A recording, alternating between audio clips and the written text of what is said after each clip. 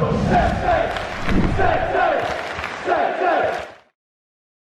everyone, it's Jack here, TalkNorwichCity. Welcome back to another video. Now, I released a video about this time yesterday, roughly 5:30, 6 o'clock, to say that Max Aarons to Leeds United, done deal. Well done, Leeds fans. You've got yourselves a cracking player there. Linking back up with Daniel Farke. Happy days. What could possibly go wrong?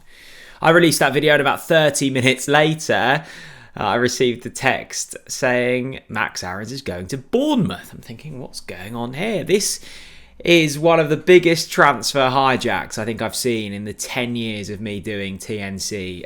A remarkable couple of hours last night. I'm sure it was a hectic day for Max Aarons, and Daniel Farke has been left wondering what exactly happened.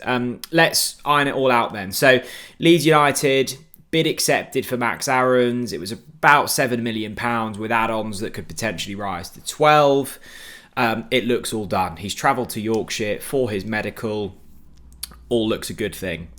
Bournemouth come in at the last minute and say, look, we'll offer the same amount of money, maybe a little bit more, but a similar amount of money, but we can guarantee you Premier League football. And that is what turned the deal. Max Aarons wanted Premier League football. We knew that.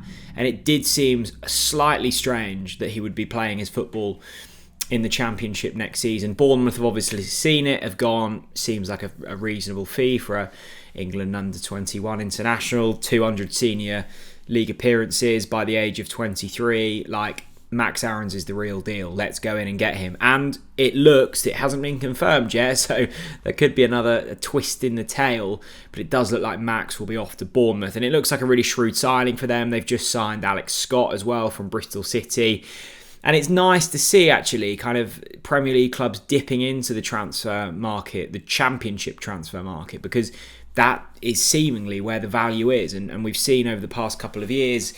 The one that springs to mind is Eze at Crystal Palace. Of course, picked him up from QPR for a reasonable fee. It seems like the sensible play. So Bournemouth will be getting themselves a really good player. Bournemouth fans, if you're watching, wondering what Max Aarons is all about, watch my previous video where I highlighted all of that. I'm not going to run through it again. What does it mean for Norwich City then? Well, first of all, a decent sum of cash. Let's call it 10 million quid. It could rise to 12. These things often never do.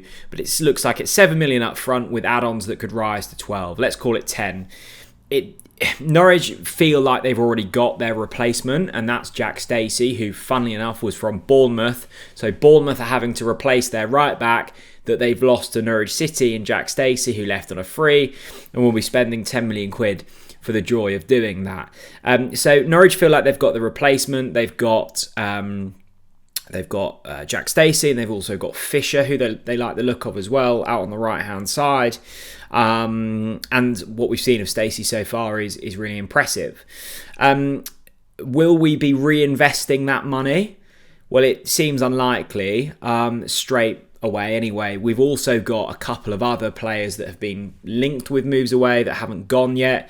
Milo Rashica is probably the most likely to move on, but Michael Bailey tweeted today that there's been little movement in that, and the Norwich City and the interested clubs have kind of been caught in no man's land over the fee. Now, I expect Rashica to probably leave. It may just be for slightly less than we'd hoped. It seems like our asking price and the price that other clubs are willing to pay, there is some space in between that. Now, we've sold Max for 10 million quid.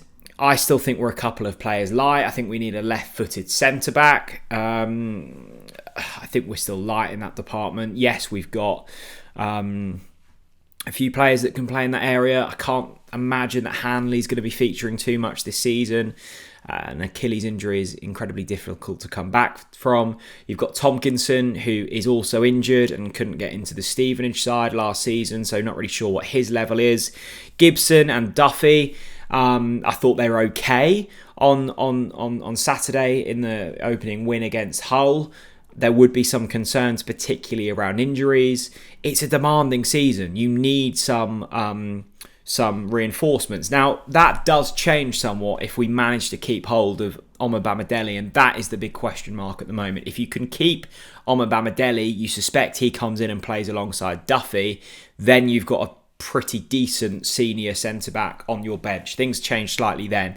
The other concern for me is in that almost defensive midfield role, which I would say Kenny McLean has been occupying at the moment. Now, he basically drops in to become a centre-back, and it means that our wing-backs can push on. Now, if McLean gets injured, that raises some question marks there for me, because you've got Nunez, you've got Sarah, you've got potentially Liam Gibbs that can play there, but I think we need another midfielder in there with more of a defensive mindset. So I think there will still be some incomings and outgoings. I don't think there'll be too many. I think what we can be sure of is all of the money brought in by Norwich City from player sales won't be put out in expenditure.